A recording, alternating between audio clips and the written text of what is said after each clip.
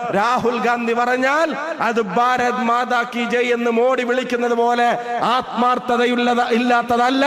അത് ഈ നാടിന്റെ ഐക്യത്തെ കാക്കുന്നതാണ് എന്നുള്ള കാര്യം നമുക്കറിയാം. ഇന്ന് മണിപ്പൂരിന്റെ വെന്തു നീറുന്ന മണ്ണിൽ നിന്ന് ആ നാട്ടിലെ ജനങ്ങൾക്കിടയിൽ ഇവിടുത്തെ ഭരണകൂടം സ്പോൺസർ ചെയ്ത വിഭാഗീയതക്കെതിരായി ഒരു പോരാട്ടം നയിച്ചുകൊണ്ട് അദ്ദേഹം നടന്നു തുടങ്ങിയിരിക്കുന്നു. ഇന്ത്യയുടെ ആ പ്രദേശങ്ങളിൽ കഴിയുന്ന ജനങ്ങൾക്കിടയിൽ വിഭാഗീയതയുടെ വിത്തുകൾ പാകി ആ മണ്ണ് നിന്ന് കത്തിയപ്പോ, ആ നാട് വിറങ്ങലിച്ചു നിന്നപ്പോ, അവിടുത്തെ ജനങ്ങളിൽപ്പെട്ട ആളുകൾ ആശ്വാസത്തിന് വേണ്ടി നോക്കിയപ്പോ, ഈ നാടിന്റെ പ്രധാനമന്ത്രി ഫോട്ടോഷൂട്ട് നടത്താൻ സമയമുള്ള പ്രധാനമന്ത്രി, ലക്ഷദ്വീപിൽ കസേരയിട്ടിരിക്കാൻ സമയമുള്ള പ്രധാനമന്ത്രി മണിപ്പൂരിന്റെ മണ്ണിലേക്കൊന്നും ചെന്നില്ല. അവിടെ ആശ്വാസത്തിന്റെ ഒരു വാക്കും പറഞ്ഞില്ല. അവരെ ആശ്വസിപ്പിക്കാൻ ഈ നാടിന്റെ ഭരണകൂടത്തിന്റെ നേതൃത്വം നൽകുന്ന ആളുകൾക്ക് സമയമുണ്ടായില്ല, സൗകര്യമുണ്ടായില്ല. അവിടെയും ആശ്വാസത്തിന്റെ തെളിനീരായി കടന്നു എന്നത് പ്രിയ